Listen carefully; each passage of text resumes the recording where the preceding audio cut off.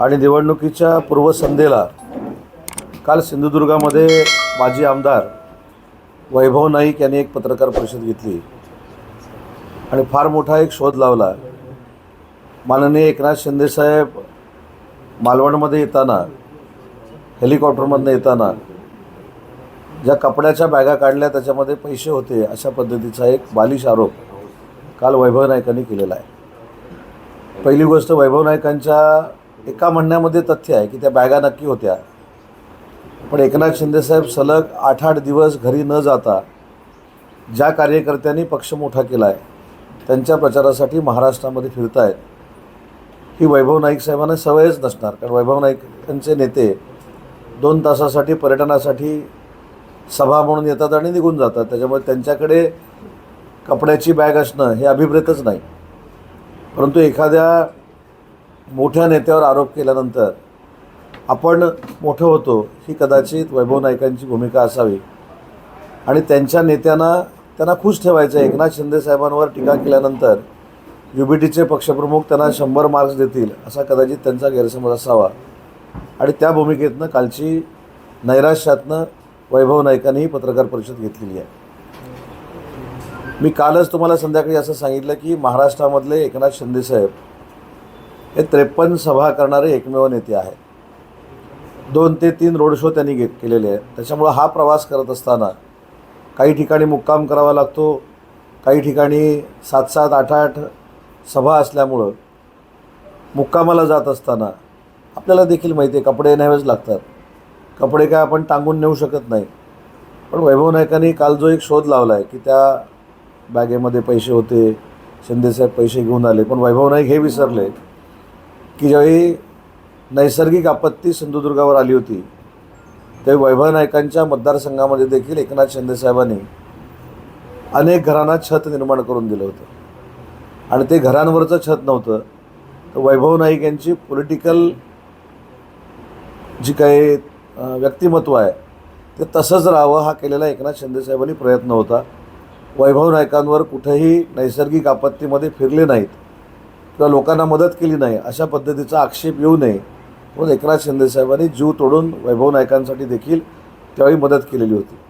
पण काही लोक हे विसरतात, हे कोकणाचं दुर्दैव आहे आणि ज्या नेत्यानं स्वतःचं व्यक्तिमत्व टिकवण्यासाठी वैभव नाईकांना मदत केली त्या नेत्यावर आज अशा पद्धतीचं कोणतरी बोलतं आहे म्हणून हीन दर्जाचे आरोप करणं, याच्यामध्ये प्रचंड राजकीय अपरिपक्वता वैभव नाईकांची समोर आलेली आहे। जो नेता 8-8 दिवस फिरतो, प्रचारामध्ये व्यस्त असतो, त्याच्याच कपड्याच्या बॅगा त्याच्याबरोबर असू शकतात। जे नेते घरातनं बाहेरच पडत नाहीत त्यांना बॅग घेऊन जाण्याची परिस्थिती निर्माणच होत नाही। आणि दुसरी एक महत्त्वाची गोष्ट आहे की शिंदेसाहेबांकडे एवढे कार्यकर्ते आहेत, त्याच्यामुळं त्यांना कुठेही पैशाची आवश्यकता नाही, पैसे वाटण्याची आवश्यकता नाही। कार्यकर्ते हेच त्यांचे पैसे आहेत, कार्यकर्ते हीच त्यांची ताकद आहे।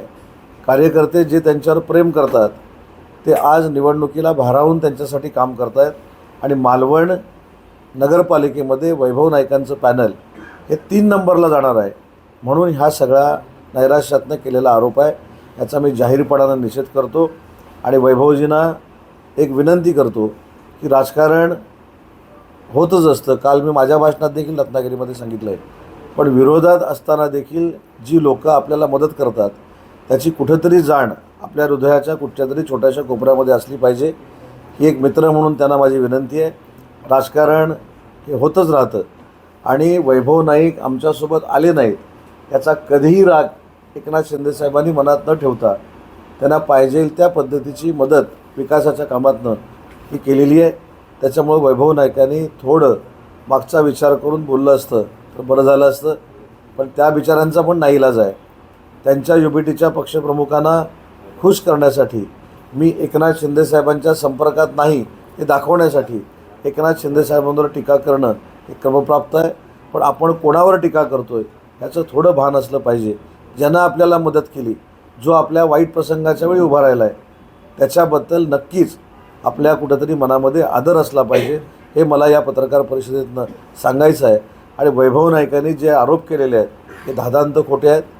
आमचा नेता म्हणजेच आमचे एकनाथ शिंदेसाहेब हे महाराष्ट्रामध्ये फिरतात त्यावेळी अनेक ठिकाणी महाविकास आघाडीच्या लोकांना पराभवाला सामोरं जावं लागतं, यासाठी कदाचित UBTच्या नेत्यांनी आदेश दिल्यामुळं वैभव नाईकांनी असं वक्तव्य केलं असेल.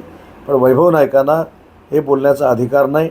वैभव नाईकांनी पराभव स्वीकारल्यानंतर जे काय मालवणमध्ये संपर्क ठेवायचा होता तो न ठेवल्यामुळे ते पराभवाला सामोरं जाणार आहेत आणि त्याचं खापर कोणावर तरी फोडलं पाहिजे म्हणून ज्या शिंदेसाहेबांच्या कपड्याच्या बॅगा होत्या त्या पैशाच्या बॅगा होत्या हे सांगून TRP मिळवण्याचा आणि ब्रेकिंग देण्याचा हा केविलवाणा प्रयत्न आहे. लोकसभा विधानसभा निवडणुकीपेक्षा